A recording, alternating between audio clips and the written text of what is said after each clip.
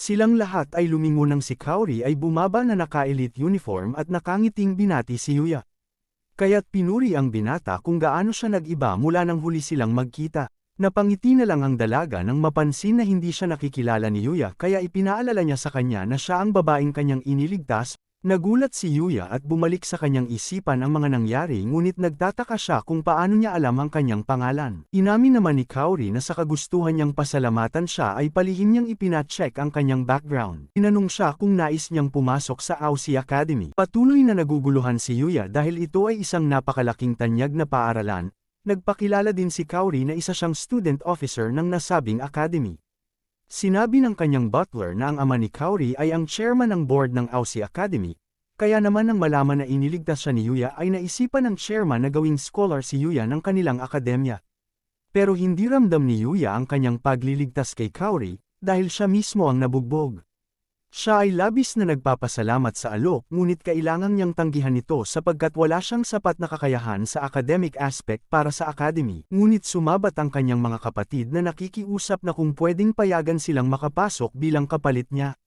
Dagdag nilang sila ay labis na mas magaling kaysa sa kanilang nakakatandang kapatid. Matapang na tinanggihan ni Kaori ang alok ng dalawa at sinabi niya na alam lahat niya ang mga masasamang ginagawa nila kay Yuya kaya't hindi niya papayagan ang mga ito na makapag-enroll sa akademya. Napaluhod na lang ang dalawa sa kawalan nila ng pag-asa na makapasok pa sa pinapangarap nilang akademya. Matapos noon ay ipinaliwanag ni Kaori kay Yuya na ang priority ng Aussie Academy ay ang strength of character ng bawat mag-aaral kaysa sa academic skills kaya ang kanyang pag-enroll ay hindi magdudulot ng anumang problema. Iminungkahi ng kanyang butler na sa Aussie Academy na sila mag-usap habang ipinapakita ang elite school. Nabigla si Yuya at nag-alangan. Ngunit sinabi ng butler na sila na ang bahala sa pakikipag-usap sa eskwelahan niya upang maging legal ang pag-absent ng binata. At masayang hinawakan ni Kaori ang kamay ni Yuya at mabilis na umalis habang ang magkapatid ay nagbabanta na magbabayad sila. At nang makarating sila sa sikat na paaralan na mangha si Yuya sa nakita, sinabi niya na ito na ang Aussie Academy. Kung saan dito ay maraming magagaling at talentado, at kung ikaw ay palari na makapasok ay panigurado na ang iyong sekses sa buhay. Isa itong mundo na wala akong anumang kaugnayan. At pagpasok niya sa opisina ay binigyan siya ng tsaa, nagpakilala ang lalaki na siya ang chairman of the board ng Aussie.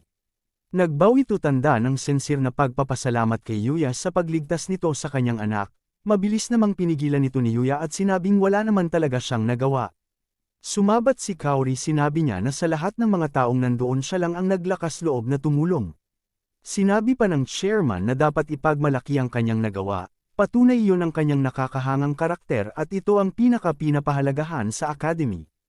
Inamin ng chairman na masaya siyang gawing scholar ang binata bilang pasasalamat sa pagligtas sa kanyang anak. Mapagkumbabang sumagot si Yuya na ang paaralang ito ay para lamang sa mga henyo.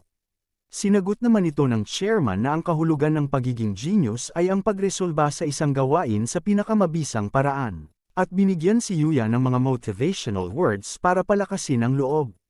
Ang mga matalinong salita na ito ng chairman ay nakakapagpaalala sa kanyang lolo. Inalok siya ng chairman na gugulin ang natitirang oras para sa isang trial enrollment, bago pa makasagot bigla naman pumasok ang isang babae. Siya si Miss Sawada, isang science teacher, paborito siya ng lahat ng mga estudyante dahil sa kanyang nakakaaliw na pagtuturo. At napagpasyahan na sa kanyang klase mag-uumpisa ang kanyang trial enrollment. Habang nagkakaroon ng paunang pagpapakilala sa kanya, siya naman ay balisa at kabado na naghihintay sa tapat ng pintuan, at nang tinawag na siya para pumasok lalo siyang kinabahan.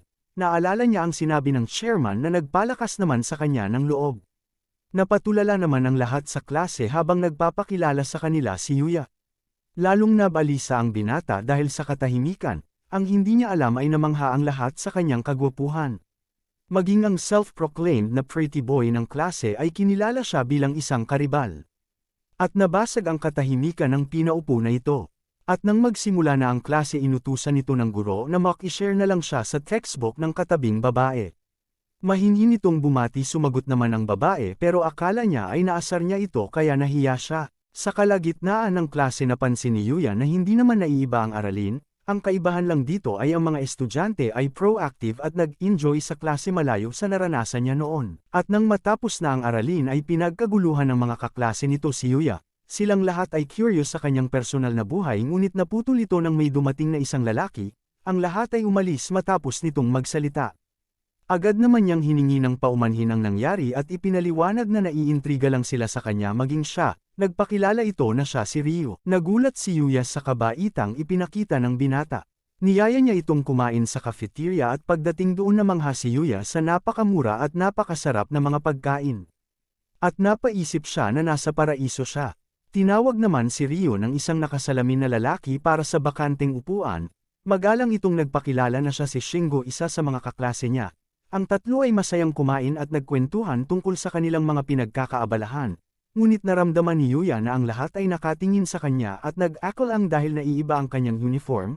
Ibinida ni Shingo si Ryo na siya ay mahusay sa lahat ng club activities at siya naman ay kabilang sa game ng club. Labis namang ikinatuwa ni Yuya sa ipinakitang kabaitan sa kanya bagong kaibigan. Matapos ay bumalik ulit siya sa opisina ng chairman, nagbigay siya ng papuri sa magandang kalidad ng academy, at ikinwento ang masayang karanasan sa eskwelahan, at noong tinanong siya ng chairman kung anong desisyon niya magalang itong nakiusap na pahintulutan siyang makapasok sa paaralan. Sa kanyang paglabas ay nakita niya na naghihintay sa kanya si Kaori at masaya ang dalaga nang malaman na desisyon ni Yuya.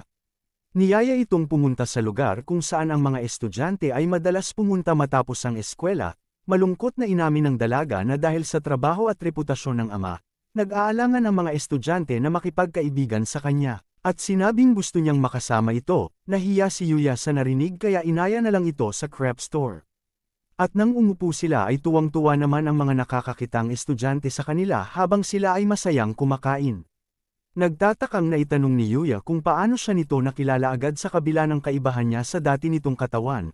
Inosenteng sumagot ang dalaga at sinabing kahit pamayat siya ay hindi nagbago ang kanyang mga mata na nagre-representa sa kanyang kabaitan.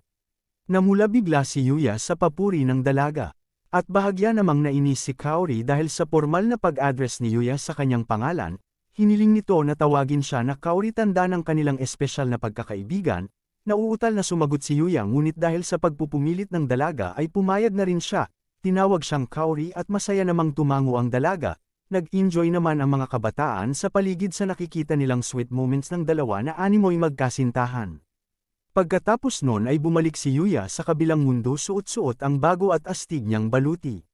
Naisip niyang magiging abala na siya sa klase kaya gusto niya sanang magpalakas muna. Pagpasok pa lang ay bumungad agad ang halimaw, kahit natatakot ay madali niya pa din itong tinapos sa isang slash lang.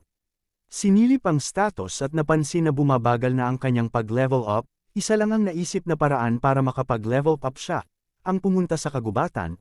Kahit alam ang panganib nagpa siya si Yuya na lumabas na ng bakuran, sa kanyang unang hakbang palang palabas ay may narinig na siyang sigaw ng pagpapasakit. Hinugot ang sandata at mabilis na pumunta sa pinangyarihan. At pagdating ay bumungad sa kanya ang mga bangkay na kagagawan pala ng isang level 200 na Goblin General. Napansin niya ang isang babae na nakahiga at sugatan sa likod ng halimaw. Gamit ang sibat ay nakapaglatag ng isang magandang opening si Yuya para sa isang malakas na sipa sa mukha na para namang hindi umepekto dahil nagawa pa nitong umatake pabalik sa kanya. Dahil alam niyang dehado siya sa bilis at lakas, naisip ni Yuya na gamitin ang lahat ng sandatang mayroon siya. Matalinong umatake si Yuya gamit ang kombinasyon ng niyang mga sandata at tinapos ito gamit ang Omni Sword. Pinuntahan ng dalaga para tingnan ng kalagayan ngunit nawalan ito ng malay. Maya-maya ay may narinig na tumatawag sa babae, ginamit ni Yuya ang skill para magtago at inobserbahan ang mga ito. At dito nagtatapos ang ikalawang episode ng ating kwento.